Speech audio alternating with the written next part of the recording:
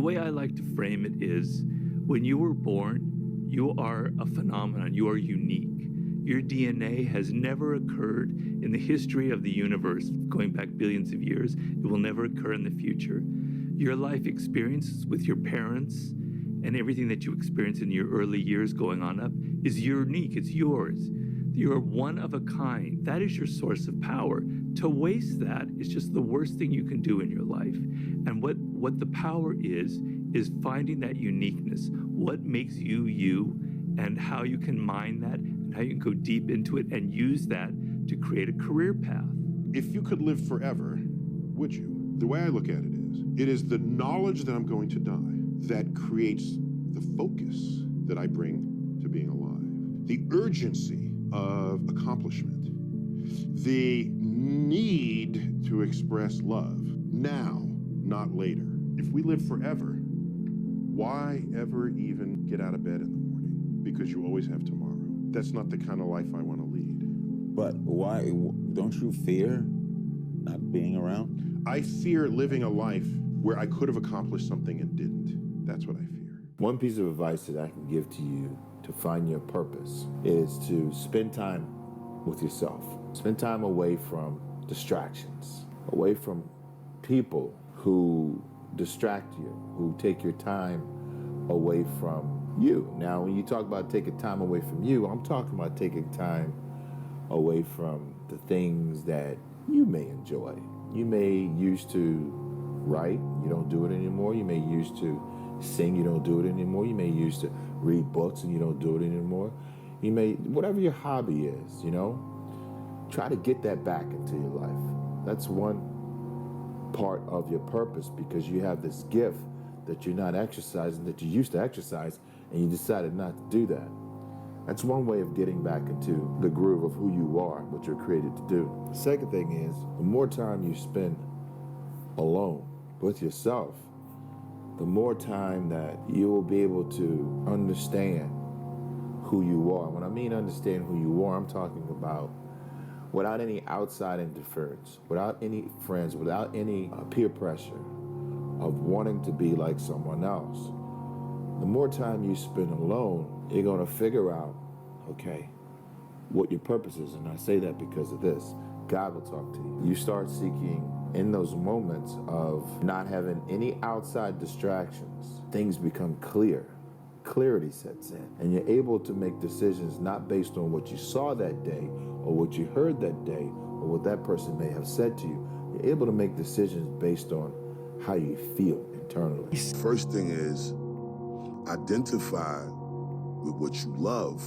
And once you love it, hone in on that thing until you can master it to the point where people can identify that there's no questioning your love for it. Once you love it to the point where your actions speak louder than anything you could say about how much you love it, that is always the root of whatever success is preordained or destined to come to you, no matter what it is that you choose to do. What is actually going to create the revenue is that you're not doing it from a place of trying to generate the revenue. So it's not about the money for you. You're fulfilling something in your soul, in your body. There's a feeling that even the money can't give you. There's people that have this money and they still can't find that feeling, man. And there's nothing like it. Well, why does it matter? What does it mean that it matters? Well, it means that it's going to affect how you make decisions in your life. Something that matters affects how you make decisions in your life. Well, why does it matter how you make decisions in your life? Because if you make so stupid decisions, you're going to increase the sum total of suffering a lot. You're going to do stupid things to yourself, you're going to do stupid things to other people, and you're not going to be as good a person as you could be. So not only will you do stupid and terrible things, but you won't have manifested the good in the world that you could have manifested. So that's the lack. Most humans who could ever exist never will. And so the fact that you exist at all is against stupefying odds. Any moment you spend squandering those moments you are alive does disrespect to all those who will never even be born. okay, I'm going to go forward. I can't get out of this. I'm going to go forward. I'm not going to quit, so I'm going to go forward. Bring it on.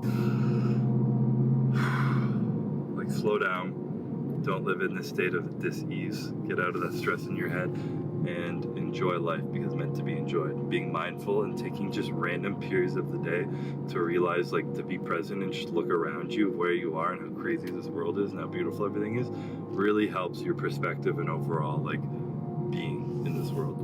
Passion came from the love for the game. You know, I loved everything about it. Like the smell of the ball, you know, the smell of like brand new sneakers, and like the sound the ball makes when it hits the ground, the ball going through the net, like all those things I love. And so the passion comes from that, because once you have that love, you just want to be a part of this thing all the time. All right, you got one life, and that one life, the goal for us is to live it to the best of our ability from the beginning to what's said the end. In the middle, in the beginning, middle, you're going to do things, you're going to make mistakes. You're supposed to learn and then move forward with the understanding of what not to do. And when you move forward, life may get better, it may not, but somewhere along the lines it's going to click. That's why people got to understand what is in us.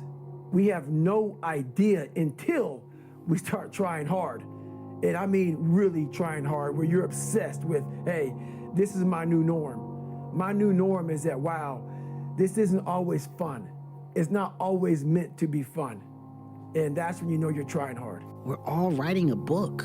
What's your book look like? Like your life is a book. You got a bunch of chapters in your book, but when they close that book, how good was the book? How good was your book? What was the ending to your book? If the ending to my book can be so amazing because of all that was done. Life doesn't happen to you. We all think that life happens to me. Life happens for you. It happens for you. I mean, opportunities will come to you every day.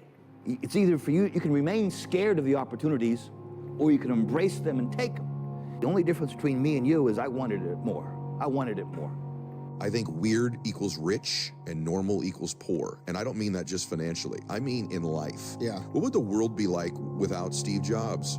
What would the world have been like without Henry Ford, right? What would the world have been like without some of the great leaders we've had, you know, geopolitically around the planet? Great entrepreneurs advance culture, right? And they change families. The fear is never reaching your potential. That's it. That always falling short, always quitting before you're done, always procrastinating, always not doing the right thing. And then one day you're an old man. Yep. And you look back and go, God, I could have been great. Yep. I could have been great.